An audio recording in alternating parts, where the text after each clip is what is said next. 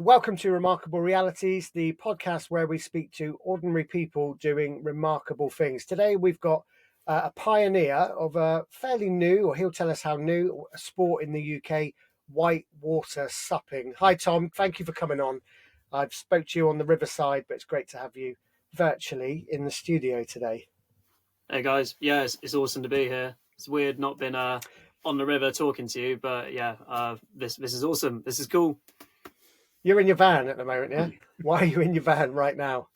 I'm away working in my van actually at the moment. I'm not, as much as I'd like to. I don't just do my paddle sports coaching. I'm also an outdoor instructor, so I also coach or instruct climbing, mountain biking, all that. And I'm just away working at an outdoor centre, and having a big van is part of that. So I get to drive away and live away for a little bit, which is nice.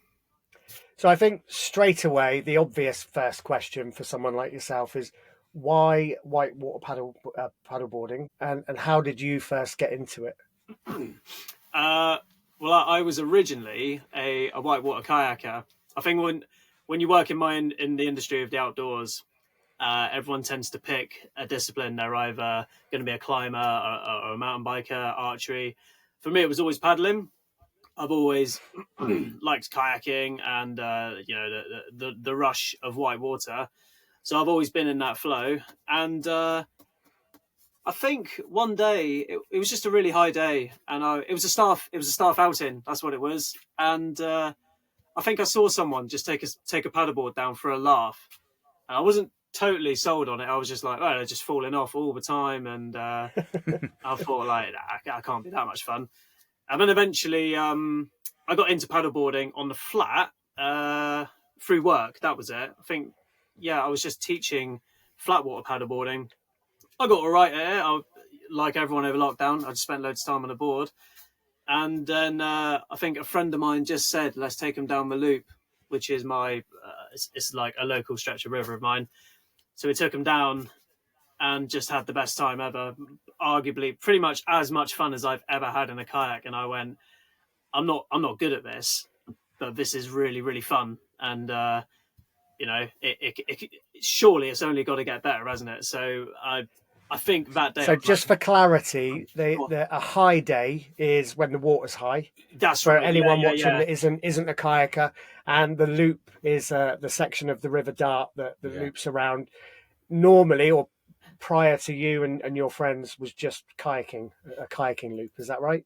Yeah. So the reason it's called a loop is like the road does this, and the loop you get on here. And, the road does pretty much straight line, but the loop does this. So it's just like, it looks like a huge loop. Or so, where a car would do it really quickly, paddling it, you do that. It's quite a well-known... Sorry, it's quite a well-known stretch of river for paddlers, isn't it?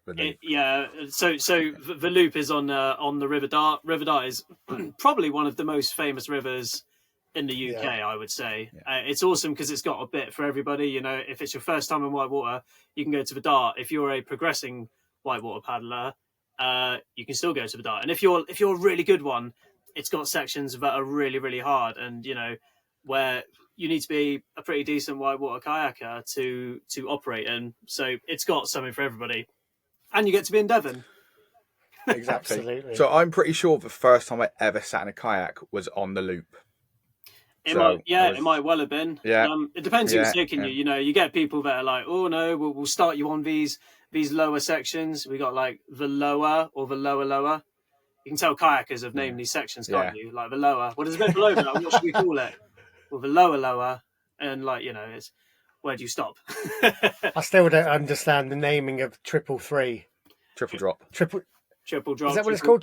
Triple drop. Falls. You got to remember, you're dealing with paddlers, pretty laid back people, and as long as you know what each other are saying, I don't think they hold you to it. Yeah. So Tom, go on. Sorry, no, go on. I think that's pretty much how I got into it. I've always been a whitewater guy. Had to go at paddleboarding in that environment. I thought this is really, really amazing. And then I met the community, because, you say like a pioneer.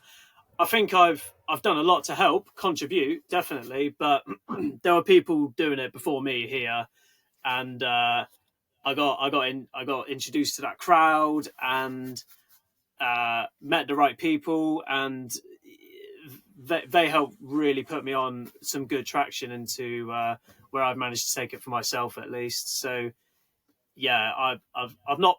Yeah, maybe One of the pioneers. yeah, You're one of the definitely pioneers. pioneering it. Piggybacked off a pioneer and taken some of their knowledge, and Every great man piggybacked on the shoulders of other great men. It's an old saying, isn't it? Thank you.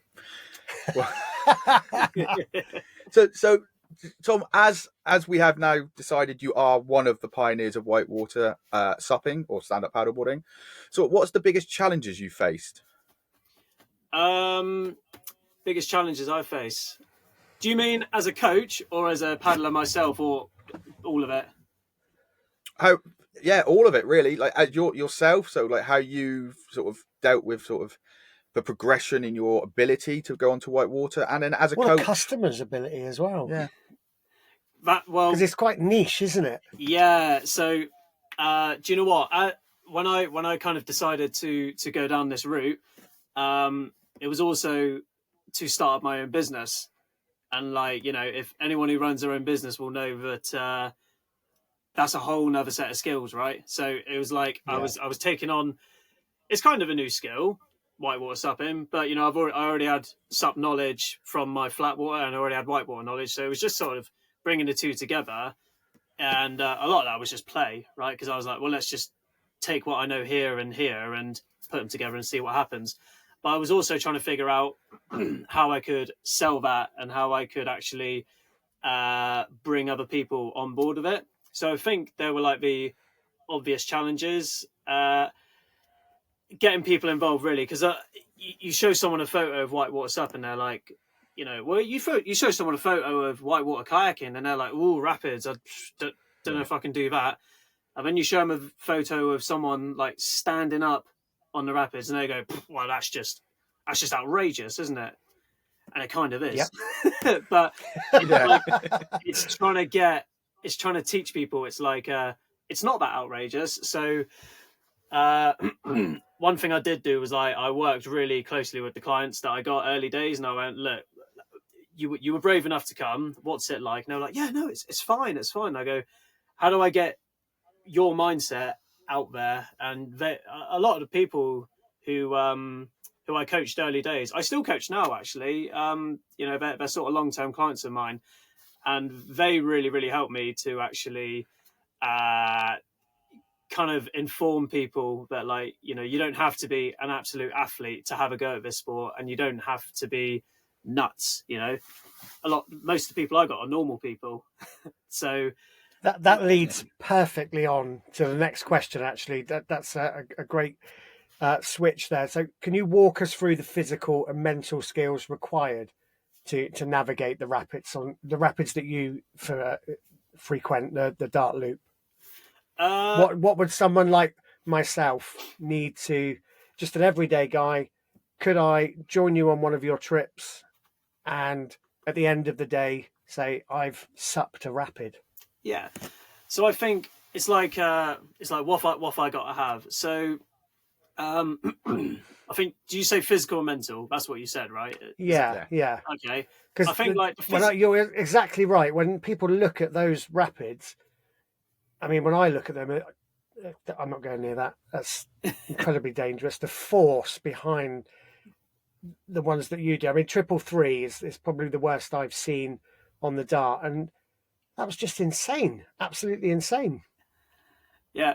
Helen had fun though, didn't she? That was the day I was with you there. Yeah, she was loving it. We'll talk about that later, because that watching her progression in one day was absolutely incredible, and that was down to your coaching. Yeah, so I think like the physical stuff, I've heard people say it all. They're like, "Oh, I'm too unfit. I'm too fat. I'm too skinny. I get cold." There's always a workaround. It's like it depends on really how much you want to do it. Some people will say, "I really don't like the cold," and they go, "All right, well, pop a dry suit on. You go, what's a dry suit? You go, well, you know, you're getting into white water. There's much more gear available to you. I mean, there's gear available, but most people who are just flat water paddleboarding, you know, they'll put their neoprene on. They get to a point where they're not really falling in anymore, so they don't need all this Gucci gear. You take them to an environment where maybe, they just need better gear, right? So suddenly they're looking at all this other stuff and they go, oh, actually, like if I bought that, or if I like hired that, I fall in the water and I don't get cold, or I don't do this. So that's just one workaround. You know, there's other things like, people go, oh, I'm really unfit. You go, all right, well, we'll take it easy. You know, like there's always workarounds. And you do, it's progression courses you do as well, isn't it? I do kind of all of it. I think the days where I walk away from the river where I'm happiest is where I've had like me and two others. That's where I've given my absolute best coaching, because that's like in the last few years that's where I've been really focusing on my coaching skills and the coaching qualifications, and that's when I shine the most, or I feel I shine the most anyway. And I'm like, yeah, this is good.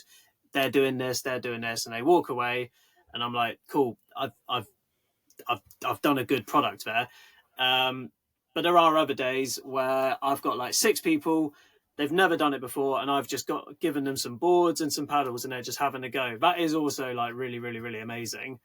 But we all have our preferences at work, right? And that's just what mine is. But so am I hearing there that your preference and your best day is when you've walked away from the river thinking, I have given something from in here to them. They've walked away with new skills, new knowledge, and that's more difficult to do in a bigger group.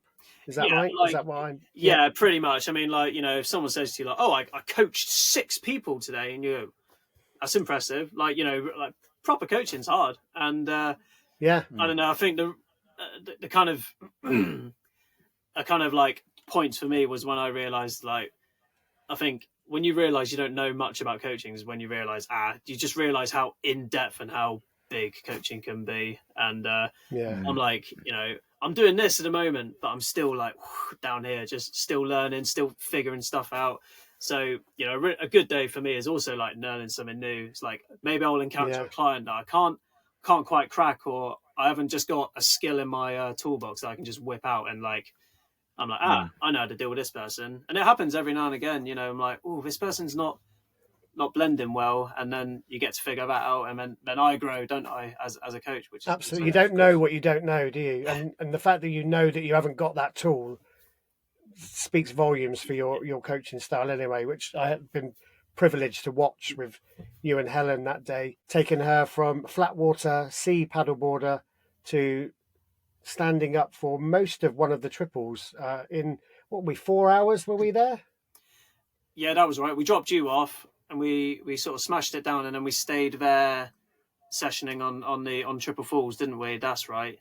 So, I think she absolutely loved it. That actually kind of leads on to because we went off a bit there, but that leads on to because we talked about the physical, and then there's the mental, and Helen it really is kind of encompasses what you, well, pretty much all you need, really. And she just wanted to do it, didn't she? She did wanted to do it, and that is all that matters, you know. All the way down, I would say, like, cool, I'd just give her some information, and she'd be like, okay, cool. I'm like, are you a little bit worried? She's like, yeah, a little bit. I'm like, well, you don't sound it. She's like, yeah, I'm really excited. And you know, that really, really helped with that. Unfortunately, not everyone's like that. You know, anyone who sort of knows Helen, like I got that energy from her right away. I was like, well, this will be fun. Yeah, absolutely. She's just so gung ho. They're far and few in between. So there is, like, I think most people that have a go, there is a want there, isn't there? It's kind of like trying to remind people about why they actually are doing this, why they want to do this, when they're looking at something that scares them or something, or they're trying to learn a new skill, and maybe frustration's creeping in or something like that. That's actually kind of like the hardest challenge, really. It's kind of keeping people it's like challenging them whilst also supporting them, if that makes sense. Yeah. Absolutely. Yeah, I think having a bit of resilience definitely helps. That's one thing I've learned. I've recently been like really trying to push myself. This is not in my coaching now. This is actually in my personal paddling, trying to paddle some new sections of water, and I've taken some big hits, taken some long swims as well, some scary stuff as well, and I've just realised that I'm like, actually, like there are some bits where it knocks you back, and you're like, oh, you've got to be a bit resilient for this sort of stuff, haven't you? And then that's quite nice because it gives me that sort of reminder about what it feels like to have a knock or have a bit of a tasty bit of swim. empathy. Yeah. And then I'll go and coach someone else, and then you see it in their eye, and you're like, oh, they're having a bit of a knock here. So you go up to them, and then you do that reassurance and stuff. And for me, it's easy. You know, I just sort of, my want is so high, and I really know why I want to do this. Someone who's taken a knock, you know, they might start doing this really, really quickly, start plummeting. So it's quite keen to get in there and just start, you know, rebuild or catch him, be like, no, don't worry, it happens. Like it happens. Don't worry about it. So you were just saying about your own personal paddling and your wanting to grow into your own, you know, away from coaching, your ability. So is there sort of a memorable moment, like, or intense moment on the water that you can remember that sort of it's sort of changed the way you approach paddleboarding now? Do you know what? If you hadn't finished off that sentence with "has changed the way I view paddleboarding," I'd like to answer both, really. Like, one of my most memorable moments, and like, it makes me smile when I was thinking about it. Every early January, we always try and do like a SUP social, and it's I don't know, it's a little bit elitist maybe, like now that I'm talking about it out loud, but it's not a rule. But you know, we're all going there to just have a laugh, you know, like usually it's working professionals or like elite kayakers who are just gonna come and have a go. Like we've had that before. And basically everyone on the water really knows what they're doing. We're still looking out for people, like you always are in these environments. We're still looking out for people, but you know, you're not switched off, but you can relax a little bit. Everyone really knows what they're doing. Everyone knows their place. And we've done it for about 2 or 3 years now. And the last time we did it, the water was really high. Huge amounts of water, like really high flow. And on the level we were getting on in a kayak, it's great fun on the loop. On a SUP, I've done it before, and you just get pushed around, and it's really hard work. And we were all sort of thinking like, it's just not going to be we're not going to be able to go, are we? And then my mate, I'll leave his name out. he just said, I've got a mega SUP. I've got a, 8-man. It was Neil's. Was it Neil? If we're going to name it, well, I was going to say name and shame, but he made that day happen. He was like, I can bring it. If it breaks, we've all just got to go in to replace it. I was like, I'm in, definitely. And do you know what? It wasn't. You could call this funny, but when the group of mates get on the water and you all paddle with each other, you all do, you've all done safety briefs and you all know how each other works. You don't really have those kind of talks when you get on the water. You're like, we know what to do if something goes wrong. Like, let's get on, let's go. We know how each other work. We're carrying this massive mega SUP all above us up here. We put it on the side of the river and we're all looking at it. And then I can't remember who it was, but he went, right, hang on. He goes, we're going to have a talk about this because, like, has anyone ever done this before? Like, out of us lot? And we were like, oh. We had to really talk about, right, if this happens, and then we would all talk, we would go like, oh, so you're right. We probably won't be able to do, like, if this happens, we won't be able to do what we normally do. So of course. So suddenly we're, all of us are having this really cool talk. But the finished product, putting on the water and just being on a giant floating platform with all your mates was something else. It still stands as one of the best days I've ever had on the water. And did you manage to keep it in a straight line?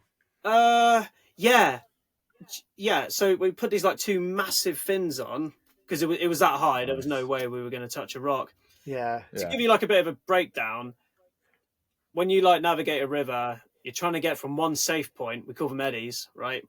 You're trying to get from one safe point to the other. And like, if you know the river really well, you can just blast all the way down. But realistically, if you're running something that's a little bit tasty, you go from eddy to eddy to eddy to eddy, all the way down, nice and safely.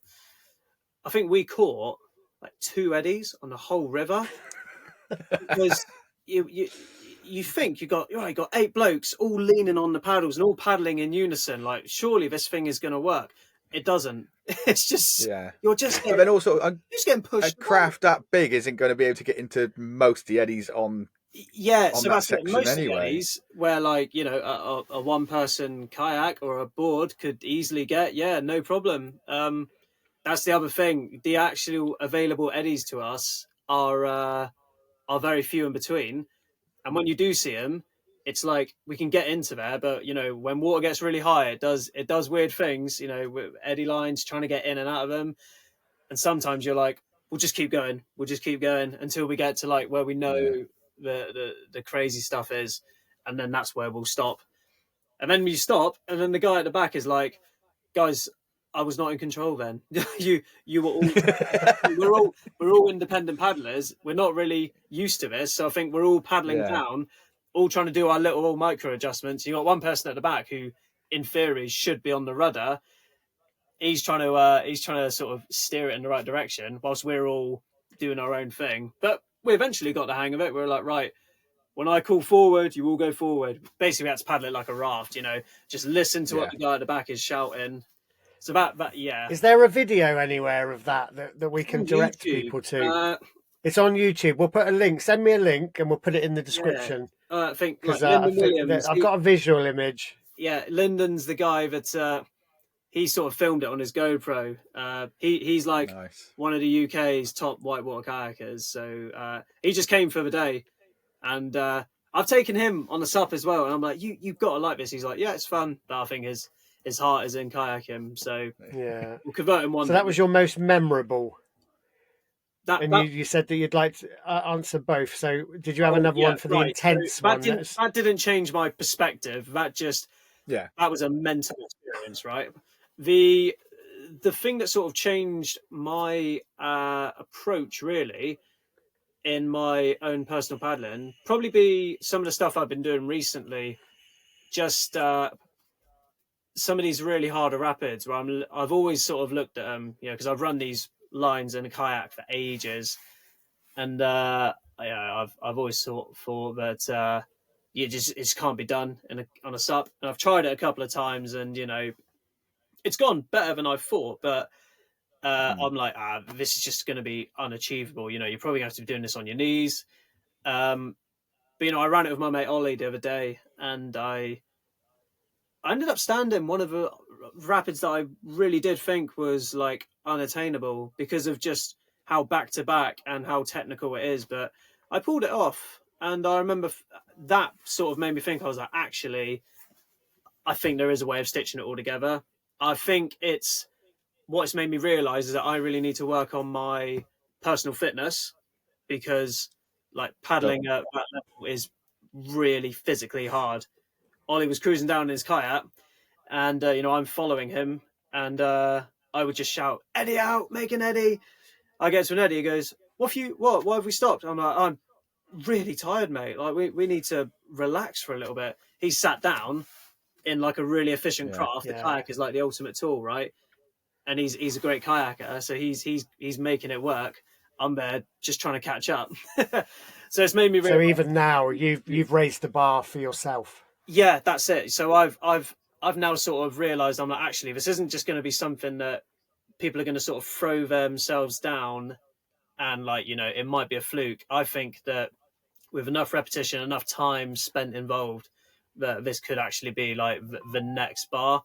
Not there yet though. And I think it's like a kind of a nice analogy, I think, is like, if any of you are into climbing, or if you've ever done climbing, there comes a point where like you figure out your technique and all that sort of stuff. But I think there comes a grade where it's like your sort of climbing understanding isn't gonna get you much further anymore. You're going to need to go away and work on your grip strength, work on your your actual body, what your body can do. And I think I've started to hit that point now. So I've really started looking into foot health and just my overall fitness. That's another thing. And in terms of like training my mental side of it, at the moment, I'm just seeing it as like being in that environment more, just having those like tastier situations and just sort of reminding yourself that like, cool, what do I tell my clients when they feel like that? And it's like, cool, just remember that. It's easy when someone's telling you, isn't it? When you find yourself in a situation, you're like, oh man, this is not nice. There's a guy called David Goggins who talks about that we all have a limiter in our brain, like a car speed limiter. And if you can just, it sounds like you've lifted your limiter recently, and that's what you'll do for your clients. Yeah. How do you think whitewater SUP can evolve as a sport in the UK? Obviously, you're not going to. Well, are you going to take clients down on giant SUPs? And what role do you see that Tom Westaway has in that evolution? After the Mega SUP day, we did talk. We were like, a lot of people went home. 3 of us stayed around. We were like, could this be something? Like, could we do this? I think we landed on no. I mean, one day I'm sure we'll do it, but can you imagine just handing that as a risk assessment to whoever insures you? And they're like, you want to do what? No, definitely not. So I don't. I think it could maybe grow. I think people could maybe see videos, or like if a few more people do it, then maybe people will do it as groups, where there's no money involved. But But sorry, Tom, sorry to interrupt. But is there much difference between a Mega SUP and a whitewater raft? I mean, the thing is, right, is that a whitewater raft is purpose built. It's built for that environment, isn't it? And it is super tried and tested. Whitewater rafting is a sport. Whitewater mega supping, I mean, who knows? Maybe enough people will do it. The guys in Prague, in Czech, the Tambo team, they have a whitewater mega sup. And if there's a team that want to pour a lot of time and energy into it and start proving that it is possible, then maybe it'll be a bit more recognised. But Prague is the place pioneering whitewater supping. Is that correct? Prague is the place of what. If you go and like talk to the guys over at Tambo who make probably the best whitewater slalom sups in the world, you go and see them paddle, and it's like super different to what people do here and do in America. If you know what you're looking for, right? If you know if you look how people stand, how they attack rapids, it's a lot different. They're very competitive over there, and like I've paddled with them, and you paddle them on the river, and if you're not paddling hard enough, I mean, they'll tell you. They'll be like, you didn't paddle through that rapid, and you're like, well, I was a bit tired, I was catching my breath, and I'm like, no, drive. And talk about sort of raising your limiters or your levels or whatever, or what you said. Paddling with those guys, that sort of raised my bar. We're talking about some moves that kayakers do, and he was like, yeah, you can do that on a board. I was like, nah. And they would do it. I was like, all right, well, I can't do that. And then again, kind of like the coaching that I was talking about, how I give, it was really awesome. I had a 1-to-1 session with Honza. He owns Tambo, and he just drilled me for like an hour and a half, and like I was starting to get it, and I walked away like, that was good. Like that was crisp. That is what I needed, and being able to take that away was awesome. I don't know if this is even right to say, but I don't know if it fits your business model. But when I think about what you do, I did a parachute jump in 2003, and it was very clear to me that it was going to be a one-time thing. And I see what you do, having seen up close what you do. It's not an environment I want to put myself in often. but it's something I want to. When I get old and I'm sat in a nursing home in a chair very much like this, I want to be able to say, hey, grandkids, sit down, watch this video on YouTube. In 2024 or 25, I went out on the River Dart and paddleboarded white water. And they go, no, you didn't, Grandad. And I go, watch this. Look at that. I see it for me as is that a business model you could follow? I mean, a bit like the parachute companies do. Yeah, right. I mean, it's definitely another branch, isn't it? It's another type of clientele to target. And the thing is, I do get them. You know, I've on Monday, yesterday, I had a guy who is a whitewater canoeist, and he just wanted to go. I was like, you going to buy a board? Are you going to? He's like, no. I was like, oh, are you just ticking it off? Yeah, ticked it off. I was like, are you going to become like a leader in no. I've just seen this and I want to have a go. And I was like, yeah, cool. And do you know There's what? so many business models like that, isn't there? Ultra white collar boxing, ultra MMA. There's even ultra ballroom dancing where people just go and do with someone really skilled like yourselves, train up and do it once. It just might be a new revenue stream. I don't know. Yeah, I mean, again, it's kind of those. I think people really sort of vibe what you're giving, right? And I love the progression, right?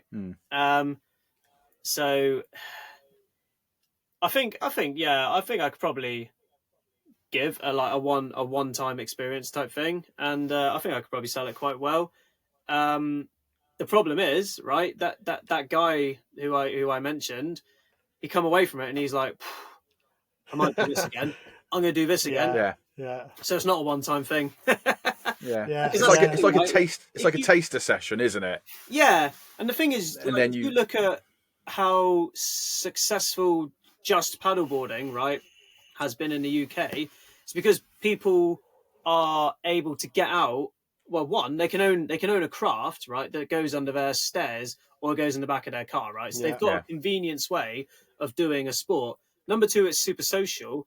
And number three, you can excel quite quick at it, right? And that sort of ingredient really lends itself to a sport that's going to kick right off.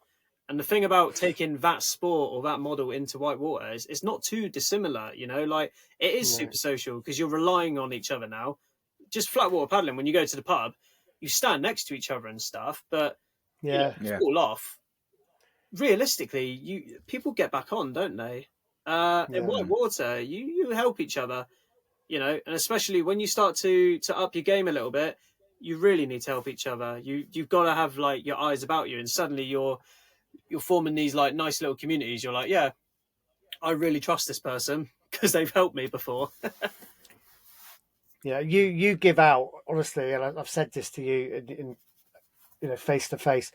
You give out such a really powerful presence of, I've not only got you, and you said something, please remind me if you remember, anything you can't handle, I'll handle. And you said that with such conviction that even though I wasn't paddling that day, I thought, we are completely safe with this guy. It was fantastic from someone who really appreciates someone who can coach.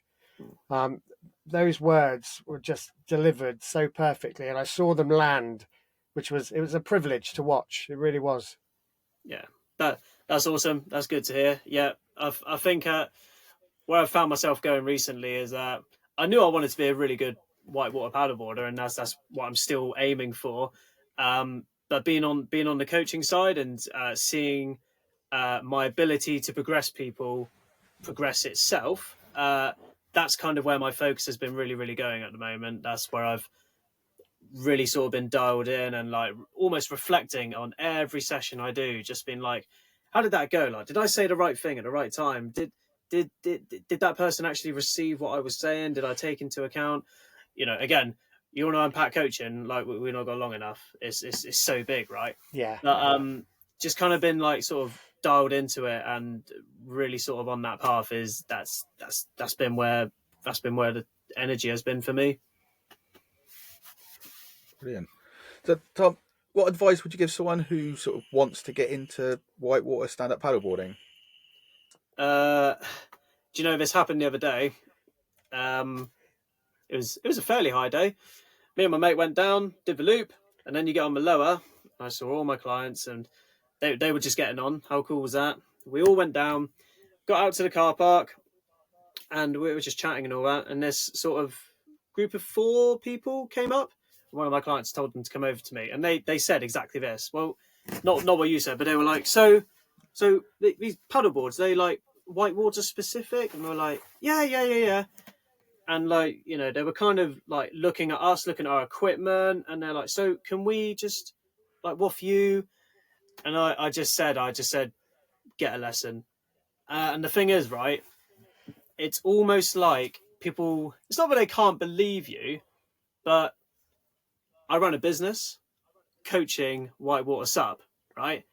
If I say to someone, get a lesson, right, it's like I'm selling myself, which half of it I am, of course I am, right?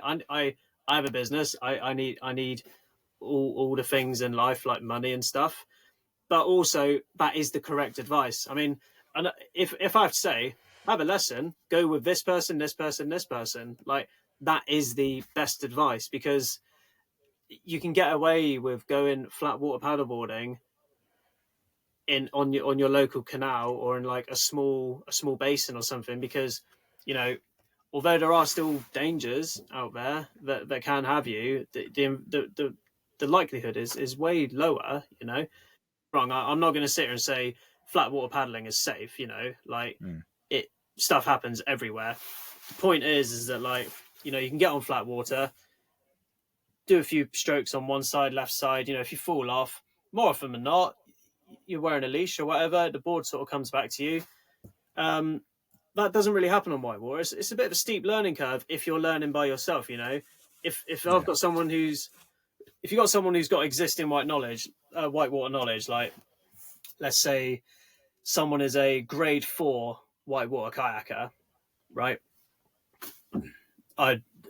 If they came to me and they said, I want to learn how to whitewater sup, I'd be like, if they came up with all their gear and I'd seen them paddling down all these grade 4 sections, I'd be like, board, paddle, let's go. They wouldn't need any more, because they've got that backed up knowledge.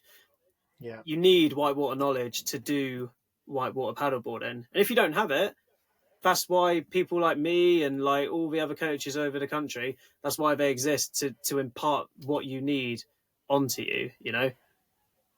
So yeah, any sort of advice would be get a lesson, and then follow closely by that would be just do it. It's so good. It's really, because people might come across this just completely randomly while they're scrolling YouTube or Spotify. If they want to see your stuff and not just hear about it, it's Tom Westaway or Westaway Adventures on Instagram, Westaway Adventures on Facebook. yeah, it's like And you upload pictures and videos on there, don't you? Yeah, that's right. So I don't really tend to have too much of a personal social profile anymore. It's been quite nice not being on it anymore. If I didn't have a business, I wouldn't really have it at all. Yeah. But yeah, and of course www.westawayadventures.co.uk. So yeah, basically, Westaway Adventures. We'll put it all in the description. Yeah, on the YouTube, that's really cool, so people can find it that way. Yeah. Oh dear, Tom, thank you so much for coming on. Yeah, thank you, Tom. And we'll put all Tom's details in the description on both Spotify and YouTube. But if you want to have a look yourself, it's www.westawayadventures.co.uk. Yeah, I'd like to say sort of one thing about my sort of like the social that these guys, they're going to put the link in. A lot of the time that you see whitewater sup, it's people doing really rowdy stuff, like really, really hard whitewater or even waterfalls, because people are doing that, right? People are tearing up really, really hard whitewater. That's the stuff that tends to get out there, because that's what people want to see, right? Yeah. If you go through my feed, there is a bit of that, right? But there is also, like, if you look at the intro courses and like fundamental course, or even all of them, because people are at different levels. I think it can give you like a nice little insight as to what your first experience on whitewater sup will be. you won't be pushed Brilliant. off a waterfall. You'll be going down a little grade 1 rapid on some water that is probably faster than anything you've ever been on, but you could probably still walk at that speed, you know? So it's not going to be this overwhelming experience. And yeah, I think that little, if you get people trafficking in the right place, they can actually see that, you know, their first experience isn't going to be crazy. It's going to be enjoyable, you know? Brilliant. Brilliant. Cool. Awesome. Brilliant. Nice. Thank you very much, Tom. Nice one, guys. Thanks, Tom. Cheers. Bye-bye. Cheers. Thank you.